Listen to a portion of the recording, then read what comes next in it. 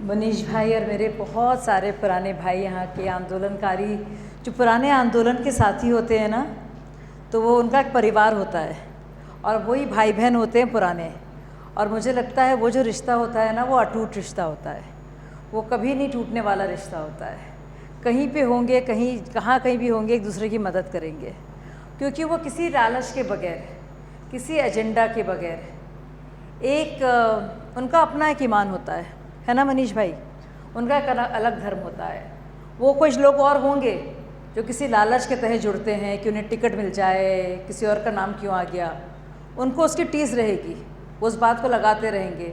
लेकिन कुछ ऐसे लोग हैं हम लोगों में से, सब लोग के बारे में तो नहीं कहूँगी, कुछ लोग तो किसी लालच के तहत ही जुड़े थे आंदोलन में, लेकिन बाकी उन लोगों के लिए जो सोच रहे थे वाकई में हमें भारत को बदलना है। हम तो दिल्ली की बात कर रहे हैं, दिल्ली का तो खैर बहुत ही बुरा हाल है और मैं बताऊंगी आपको किस किस तरह से। लेकिन एक दिल में एक आदर्श बात आप कहिए, एक लौ जल रही थी, कुछ करना है, और हम लोग कहते भी थे इस बात को। और मैं आपको छोटा सा एक उदाहरण दूंगी। जिस दिन अन्ना हज़ारे अपना मेरे ख्याल से अनशन तोड़ रहे थे या उसके एक दिन पहले, हम लोग सब पहली कतार में बैठे थे। कुमार विश्वास इधर थे और उस दिन आ रहे थे अपने वीके सिंह जी भी, और इधर प्रशांत भाई बैठे थे, हम लोग बातें कर रहे थे, और अरविंद भाई उधर थे। मैं अरविंद भाई से कह रही थी देखिए खबरें क्या आ रही हैं, क्योंकि न्यूज़ वगैरह आप जानते हैं मैं संभालती थी, सारी पत्रकार में ही रही थी पहले बहुत अरसे से। और मनीष जी का तो बस ये काम था कि जो भी फ़ोटोग्राफ आ रहा है अपना सर उसमें डाल दो, अन्ना हज़ारे जहाँ पे भी अपना सर उसमें डाल दो ताकि फ़ोटो उनका आ जाए। और मैं बाकायदा एंकर रही थी स्टार न्यूज़ में, तो वो सब छोड़ छाड़ के आना और ये जानना भी नहीं कि अन्ना हज़ारे आंदोलन भी कभी बड़ा होगा, ये पार्टी बनेगा, ये भी पता नहीं था हम लोगों को। तो जो लोग कहते हैं कि किसी मकसद के लिए आए हैं या टिकट लेने के लिए आए हैं, तो वो शायद जानते नहीं इस बात को कि हम लोग उन दिनों के साथी हैं जब वो मूवमेंट भी, अन्ना हज़ारे आंदोलन भी एक अदना सा मूवमेंट था, और उस अदना मूवमेंट के हम लोग अदना सिपाही थे। ये मूवमेंट भी अगस्त में बड़ा होगा 2011 में, हमको तो वो भी नहीं पता था। हम जंतर मंतर के वक्त आए थे। तो जो लोग, जो लालची लोग थे, जिनको टिकट से मतलब था कि उनका नाम इधर आ गया, अखबारों में आ गया, उनको तो ये भी, फरिश्तों को खबर भी नहीं थी कि क्या होना है, वो तो ये भी नहीं जानते थे बेचारे। उनको ये था कि उम्मीदवार कौन, और ये है पब्लिक का प्रॉब्लम। ये तो सीएम बन गया तो उसमें लालच में आ गए। अरे हमसे कहते हैं अगर आप होती तो आप मंत्री भी बन जाती। वो जानते नहीं कि जो इंसान पत्रकारिता और स्टार न्यूज़ की बड़ी नौकरी छोड़कर आया है, ये मनीष भाई को देख लीजिए, उनके घर गई हूँ मैं शिकागो, आप सोच भी नहीं सकते कैसे घर में रहते हैं। वो इंसान जो इतना शानदार मकान, इतने बड़े लेवल में जो डॉक्टर है, इतने बड़े अस्पताल में, सब छोड़ छाड़ कर ज़मीन में जो काम करता है। शाजिया इल्मी जिसकी सैलरी उस वक्त कितने की थी, वो सब छोड़ छाड़ के उस मूवमेंट के लिए, जो मूवमेंट बड़ा भी नहीं हुआ था, वो एमएलए के टिकट के लिए आएगी। आप ज़रा सोचिए। और लोग कहते हैं आपको टिकट नहीं मिला, वो जानते नहीं है कि भाजपा ने इतनी इज्जत दी है कि लगातार कहा है आप कौन सी कॉन्स्टिट्यूंसी की तैयारी कर रही हैं। और मैंने कहा नहीं भैया, देख लिया 2 बार, हम इसलिए पैदा नहीं हुए हैं, वो काम किसी और लोगों का है, इलेक्शन में लड़ना में हमसे नहीं होगा ये। हम बहुत सारे लोग हैं, सब टिकट मांगते रहेंगे ना तो ये काम नहीं होगा। तो ऐसे, और वहाँ पे भी ज़बरदस्ती, आर.के. पुरम भी ज़बरदस्ती ही मुझे भेजा गया था, और गाज़ियाबाद भी मुझे भेजा गया था, सब जानते हैं वो भी एक साजिश थी। तो वो अलग कहानी है। वो जो कुछ छोटे दिमाग के लोग हैं उनको चुप कराने के लिए मैंने ऐसी बात कही, जिन्होंने कुछ छेड़ा मुझे इस वक्त यहाँ पे। तो खैर अब बाकी बात करते हैं। देखिए आप लोग समझिए इस बात को कि दिल्ली का बहुत बुरा हाल है, और मुझे मतलब शर्म आ रही है कहते हुए कि मैं शीला दीक्षित जी, जिनके खिलाफ मैं क्या कुछ कहती थी, क्योंकि जाहिर है वो माहौल ऐसा था। कांग्रेस पार्टी के खिलाफ हमारा पूरा आंदोलन था, इतने सालों से कांग्रेस पार्टी सत्ता में रही थी, मैं एंकर थी उसकी, स्टार न्यूज़ में उस वक्त, और हम लोग रोज़ाना घोटालों की बात करते थे, और हम लोग शीला ताई के सारे गाने बने थे, आपको सबको याद है। और हम लोग ये सब कहते थे इस बात को कि कैसे चीज़ों को बदलना है, चाहे जिस तरह से कॉन्ट्रैक्ट दिए जाते हैं, जिस तरह से सड़कें बनती हैं, जिस तरह से सीवर होता है, जिस तरह से रेन वाटर हार्वेस्टिंग होनी चाहिए, जिस तरह से इलेक्ट्रिसिटी के बिल्स आते हैं, मुझे मैं सोच भी नहीं सकती थी ये वही इंसान है जिसके तहत अब जल निगम का आप देखिए कि कितना बड़ा कर्जा जो है पब्लिक एक्सचेकर से लिया गया है और उसकी ऑडिटिंग नहीं हुई है। कि वही वोरा कमेटी जिसको बारे में हम लोग कहते थे बार बार CWG के मामले में, वही वोरा कमेटी ने बाकायदा कहा है कि कितने अनकॉन्स्टिट्यूशनल तरीके से, असंवैधानिक तरीके से कितनी नियुक्तियां हुई हैं पूरे कबीर और दूसरा जो है PCRF के लोगों की नियुक्तियां हुई हैं और क्या क्या उनको बंगले, गाड़ियां और सैलरीज दी जा रही हैं। मुझे यकीन नहीं आता है कि CMO को, चीफ मिनिस्टर्स ऑफिस को कितनी गाड़ियां उन्होंने ली हैं अपने नाम पर। ये मुझे यकीन नहीं आता है कि 3 टियर सिक्योरिटी की मांग को ना सिर्फ लिया गया है बल्कि झूठे मूठे थप्पड़ पड़वा कर अपने आप को उन्होंने कितनी सिक्योरिटी मांगी है। मतलब मुझे शर्म आती है। तो अब दिल्ली को कैसे इससे निजात मिलेगी, दिल्ली को इससे कैसे निजात मिलेगी, बहुत बड़ा सवाल है। एक तो हमें अपनी टीम को पक्का करना पड़ेगा और ये सब ये जो है ना कैंडिडेट हमें बनना है, सत्ता के लोभ में आ गए, इससे हमें निकलना पड़ेगा और हमें अच्छे लोगों को आगे लाना पड़ेगा। हम करते रहेंगे ना तो कुछ नहीं होने वाला है। मैं कैसे आगे बढ़ जाऊँ, मेरा फ़ोटो कैसे आ जाए। देखिए जितना आप अपने को हटाएंगे ना उतने ही आप आगे जाएंगे। मेरा देखिए सबसे बड़ा मैं उसकी उदाहरण हूँ। स्टार न्यूज़ की एंकर थी प्राइम टाइम, उसको छोड़ छाड़ के चली गई। सबसे ज़्यादा मैं ही खबरों में रही। जो अगर आप छोड़ देते हैं ना, ऊपर वाला खुद ही आपको सामने करता है, तो ऊपर वाले पर भरोसा कीजिए। महात्मा गांधी जी ने सब कुछ त्यागा, सबसे ज़्यादा आज उन्हीं को लोग याद रखते हैं। उन्हीं महात्मा गांधी ने कहा था कांग्रेस पार्टी को जो है डिसॉल्व कर देना चाहिए, नहीं हुई डिसॉल्व। तो अब देखिए, और ये बहुत चतुर इंसान है, ये बहुत शातिर दिमाग है। अब लोग क्यों आकर्षित हो रहे हैं, क्योंकि अब पंजाब भी मिल गया है, तो लोग बड़े निराले हैं यहाँ पे। ये लोग सत्ता से प्रभावित हो जाते हैं बहुत ज़्यादा। तो हमें फ़र्क नहीं पड़ता। अब लोग जानते नहीं कि मुझे मंत्री बना देते, राज्यसभा दे देते, और मैं तो उसमें कुमार विश्वास जैसे लोगों को भी नहीं छोड़ती हूँ। कुमार हमारे बहुत अच्छे भाई हैं, दोस्त हैं, लेकिन सिर्फ इस वजह के राज्यसभा मिल जाए वो लगे रहे। कभी कभी हमने तो सब छोड़ दिया, या तो 0% या 100% रहेंगे। छोड़ दिया तो छोड़ दिया। भाजपा में आकर मैंने मेहनत की, सुबह शाम काम किया, करते रहते हैं। अभी फ़ौरन जाएंगे, 3 शोज़ हैं, तीनों शाहीन बाग और आम आदमी पार्टी पर हैं, उसके बारे में बात करेंगे। तो मेरे लिए यही रास्ता है, सिर्फ कर्म ही कर्म है और काम, और कहीं लालच नहीं है। लोन से घर तब भी लिया था, अभी भी लोन पर है, या जो घर के हमारे पैसे हैं उससे है। तो अगर हमें वाकई में काम करना है तो हमें जल निगम में क्या हो रहा है, टैंकर माफिया का क्या चल रहा है, बिजली को लेकर क्या असलियत है, लिकर माफिया, शराब की कितनी दुकानें एक्स्ट्रा खुली हैं, इसको लेके कैंपेन करना है। अगर आप लोग वाकई में सीरियस हैं तो मैं आप लोगों के साथ काम करने को तैयार हूँ। एक नया अभियान छेड़ते हैं, और ये मैं कहने को भी तैयार हूँ। मैं भाजपा के साथ हूँ, लेकिन मैं आपको मटेरियल दे सकती हूँ, मुझे सामने आने की भी ज़रूरत नहीं है। आप लोग सामने जाइए, लेकिन मटेरियल मैं दूंगी, क्योंकि देखिए भाजपा की सदस्य मैं हूँ, लेकिन मुझे आम आदमी पार्टी की असलियत बताने से कोई गुरेज नहीं है। इसमें भाजपा के भी लोग हों, कांग्रेस के भी लोग हों, जिस पार्टी के आना चाहे आएँ, उनकी मर्ज़ी है। लेकिन दिल्ली के टैक्स पेयर का क्या हाल है वो पता सबको होना चाहिए। दिल्ली के टैक्स पेयर भी मैं हूँ, तो मुझे पूरा हक है ये बोलने का। भाजपा में हूँ या नहीं उससे फ़र्क नहीं पड़ता। तो आप लोग कहिए, जिस तरह से कहना है। सारे पेपर्स मैं इकट्ठा कराऊंगी, मनीष भाई के पास सब कागजात हैं। लेकिन हम लोग से बहुत से लोग वैसे थे जिनके लिए मतलब MLA का टिकट पाना बहुत ही छोटी चीज़ थी लेकिन कुछ लोग इसी में रह गए बेचारे, किनको तो वो मिल गया। तो इससे निकलिए, इस छोटी सोच से, समझ रहे हैं आप, निकलिए इससे, खुदा के वास्ते। बड़ा बनाइए अपने आप को, इस छुट भैयेपन से निकल जाइए, इससे आप ही का नुकसान हो रहा है। इसी का फ़ायदा उठाते हैं लोग। और मैं आप सबसे यही कहना चाहूँगी कि अपने को बड़ा कीजिए। हम लोग बहुत विशाल हैं असल में, हम लोग अपने को सपोर्ट देते हैं। अपनी विशालता को पहचानिए। आपको लगता है वो बहुत शक्तिशाली है, वो चतुर है वो बहुत, लेकिन अगर आप सच्चे मन से अपने अंदर की जो शक्ति है ना उसको पहचानेंगे, आध्यात्मिक तौर पे बहुत आगे जाएंगे आप लोग, क्योंकि सच की जो शक्ति है ना वो रोक नहीं सकती किसी को भी। तो मैं यही चाहूँगी, एक नया अभियान सिर्फ दिल्ली वासियों के लिए। क्या है दिल्ली मॉडल? सुशासन की कुशासन, इससे किसका फ़ायदा हो रहा है?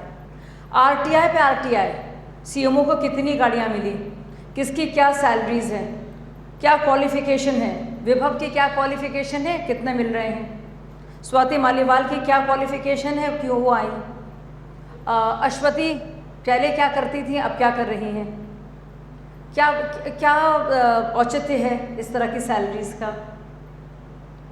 पूछा जाए दिल्ली वासी क्यों पैसा इतना दे रहे हैं।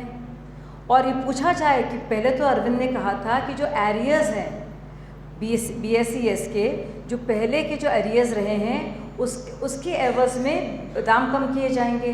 अब तो टैक्स पेयर्स ही दे रहे हैं, यानी कि हम सब लोग जो हैं सब्सिडाइज कर रहे हैं उनकी पॉलिटिक्स को। आप समझ रहे हैं, हम सब पैसा दे रहे हैं उनकी पॉलिटिक्स के लिए। तो ये तो सबसे बड़ी रिश्वतखोरी हो गई इससे बड़ी तो हो नहीं सकती। और फिर जो टैंकर्स को आप देखिए सारे, और इसमें हम लोग अनिल वाजपेयी जी को लाएं, देवेंद्र शेरावत जी को लाएं, और एक ग्रुप बना कि हम किसी पार्टी के साथ नहीं जाएंगे। भाई क्या हुआ उस ग्रुप का? सारा कुछ सियासी खेल है। तो वो कहते अरे इस पार्टी से कूद के वहाँ चले गए। जो लोग इस पार्टी में हैं, आम आदमी पार्टी में, उनसे पूछिए कि वहाँ पे कितने लोग भाजपा और कांग्रेस के हैं, पूछिए आप। सब तो और पार्टी से आए। आप मुझे 90% तो नाम दे दीजिए, तो पूछिए, आप तो ले आए सबको वहाँ से, तब तो आपको हुआ नहीं। मुझे दे दीजिए वो नाम, जो लोग जीत कर आए हैं आम आदमी पार्टी के अभी विधायक हैं, या आम आदमी पार्टी के विधायक जो पंजाब में हैं, वो किन किन पार्टियों से आए हैं।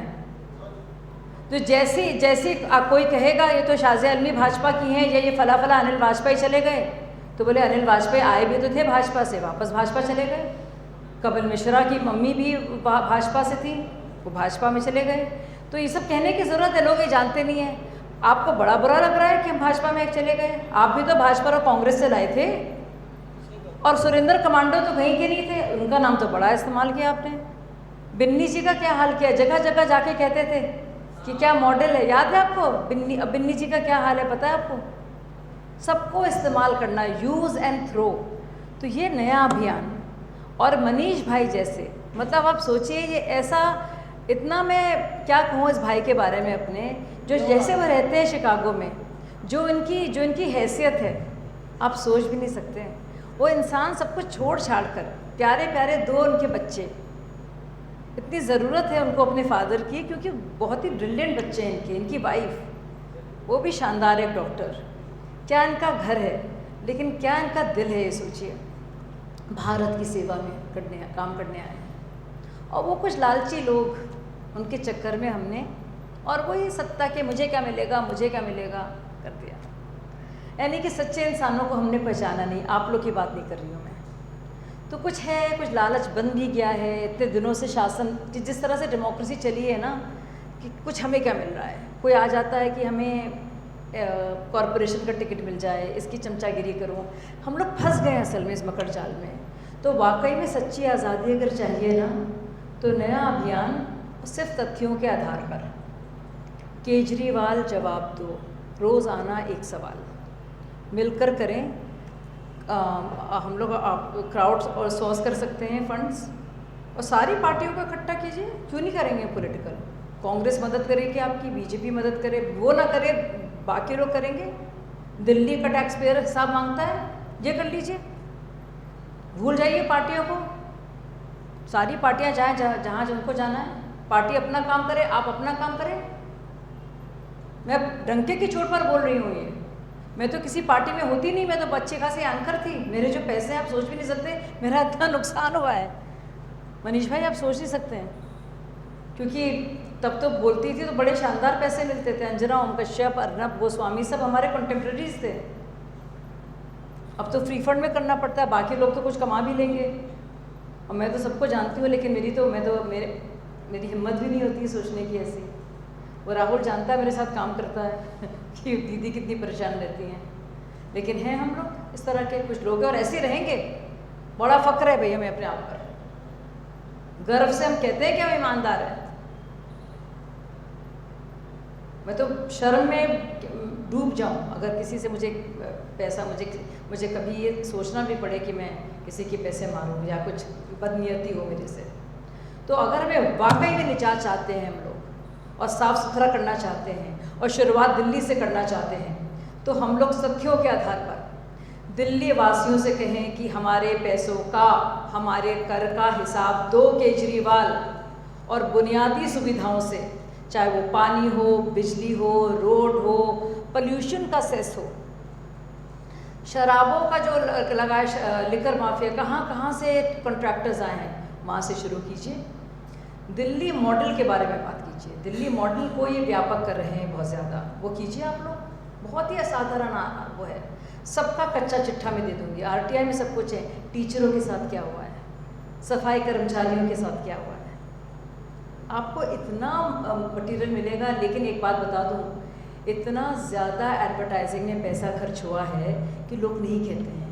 पहली बार देश के इतिहास में चीफ सेक्रेटरी स्टेट का चीफ मिनिस्टर की मौजूदगी में बाकायदा 2 मिनिस्टर्स द्वारा पीटा गया है अंशु प्रकाश, सिर्फ इसलिए क्योंकि उसने कहा था कि 300 करोड़ का बजट नहीं होने देंगे। लेकिन क्या हुआ, खबर आई, वो 2 चार्जशीट भी हुए, अमानतुल्लाह और प्रकाश जारवाल। इन्होंने कहा देखो हम तो सच बोल रहे थे, और हमने तो नहीं पीटा, लेकिन पीटा तो था, वो बात सच थी। बात आई गई क्यों हो गई, मीडिया, पैसा, इश्तिहार। तो इसको कैसे काउंटर करना है, हमें ऑल्टरनेट तरीका लगाने पड़ेंगे। इसके लिए हमें फिर से बैठना पड़ेगा। ये ऑल्टरनेट तरीके क्या होंगे, हमारा डिस्ट्रीब्यूशन का तरीका क्या होगा। औपचारिक तौर पर मीडिया हमारी मदद नहीं करेगा, क्योंकि सारे प्रिंट और टीवी के ज़्यादातर लोग जो हैं वो नहीं करेंगे इस बात को। लेकिन अगर हमें तथ्य इकट्ठा कर लें और हम लोग अपने आपस में अच्छे प्रवक्ता कर लें, मैं आपको टीवी के आधे घंटे के प्रोग्राम दिलवा सकती हूँ।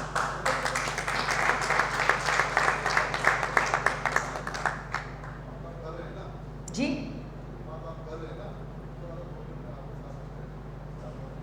ठीक है।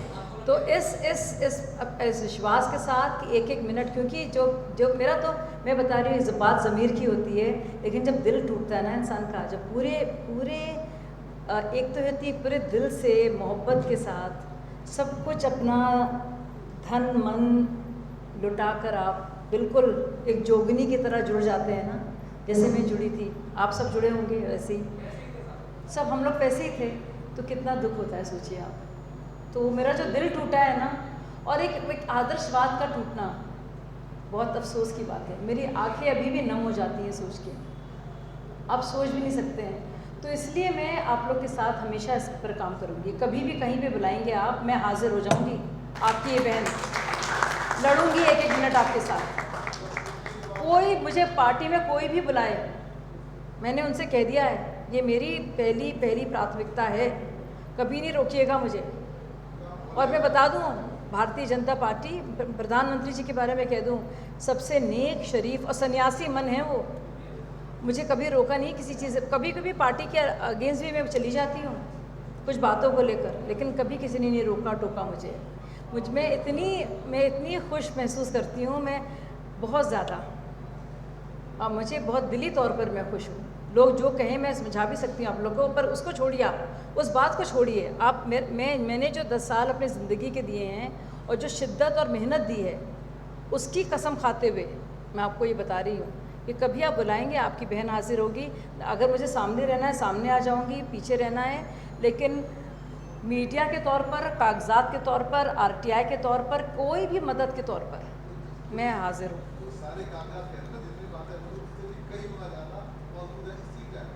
मुझे मालूम है, मैं जानती हूँ पुख्ता तौर पर मनीष भाई के पास और उनकी टीम के पास, इंडिया फर्स्ट के पास, हम सबको जानते थे बढ़िया हमारे।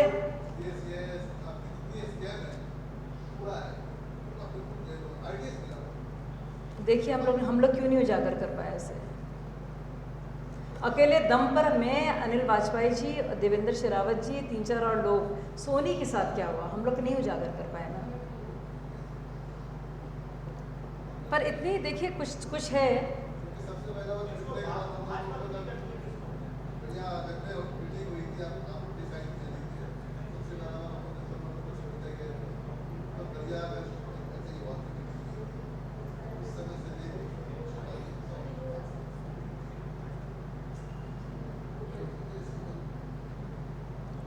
ठीक है, हम लोग बैठ के बात करते हैं। तो बस मेरे 3 डिबेट्स हैं और देखिए आम आदमी पार्टी की तो आप लोग मुझे जाने की इजाज़त फ़ौरन देंगे क्योंकि बहुत कुछ बोलना है मुझे अमानतुल्लाह के बारे में। मुझे आप लोग रोकेंगे नहीं, मैं जानती हूँ, है ना। मनीष भाई घर आइए, आप लोग सब घर पे प्लीज़ आइए। बहुत ही सुंदर रहा ये, और इतने काम थे, मैं सब कुछ छोड़ छाड़ के आई हूँ। मैंने कहा ये